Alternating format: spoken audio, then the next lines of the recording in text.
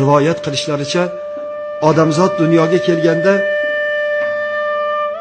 jumlai jonzotlarga umr tarqatilayotganda odamzodga 25 yil umr ajratilgan ekan. Mana Alloh kechirsin, agar mabodo shu rivoyatda so'zlarim noo'rin bo'lsa, shunda odamzodni chaqirib so'ragan ekanlar, 25 yil umr berdim, senga ma'qulmi desa, odamzod noligan ekan, 25 yil bu juda ham qisqa umr-ku deganida, hozir bir amallarimiz deb odamzod hayvonlarga murojaat qilib,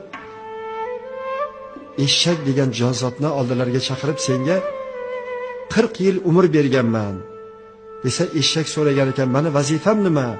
Sani vazifang odamzodni uyda xizmatini qilasan, og'ir yuklarni tashiysan, molxonada yotasan, yemak bersa yeysan, ichmakka bersa ichasan, uydagi halol luqma bo'lgan sigirlardan, ho'kizlardan, qo'ylardan ortib qolgan ovqatlarni oldinga tashlasa yeysan desa, eshak degan hayvon nola qilgan ekan, yo'q, bunaqa azobli umr menga kerak emas. Yarmini oling deganda 20 yil eshak degan hayvon umrini olib odamzodga qo'shib, yoshini 45 ga chiqazib qo'ygan ekanlar. Yana nolibdi, bu umr kam, dunyo go'zal, yashash undan go'zal deganlarida it degan hayvondan senga 40 yil umr berdim.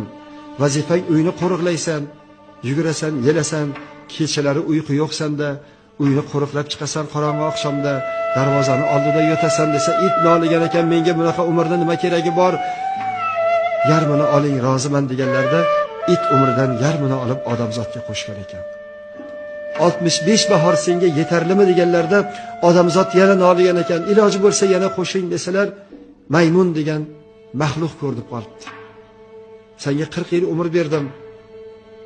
Vazifang daraxtdan daraxtga sakraysan, odamlarga tomosha ko'rsatasan, masxara bo'lasan deganlarda maymun dod devorgan ekan, yo'q, bunaqa hayot kerak emas, umrimni yarmini oling desalar, maymun umrini yarmini olib odamzodga qo'shib keyin aytgan ekanlar, ey inson, 20 yoshinggacha o'zing uchun yashasang, 23 yoshlaringda uylansang, shirin shakar farzand ko'rganingda 26 yoshingdan senga eshakning hayoti boshlanar ekan.